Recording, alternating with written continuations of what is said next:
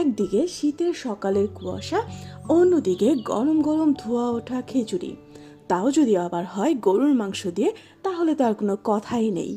হ্যাঁ, আজ আমরা গরুর মাংস দিয়ে খিচুড়ি রান্না করব, এবং তাও আবার মাটির চুলায়।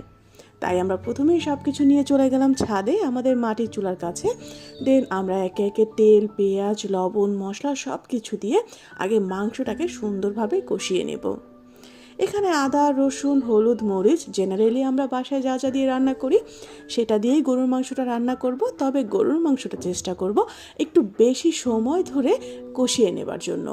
এতে করে মাংসের ঘ্রাণ আরও অনেক বেশি বেড়ে যায়, খিচুড়ির টেস্টও আমার কাছে মনে হয় অনেক বেশি ভালো হয়। এরকম ভুনা করা মাংস তো আমি এমনিতেই খেয়ে ফেলতে পারি। তারপর আমরা চাল ডাল ধুয়ে একদম মিশিয়ে দিলাম পরিমাণ মতো পানি দিয়ে। এবার 30 মিনিট দমে বসিয়ে রাখলেই হয়ে যাবে গরম গরম খিচুড়ি।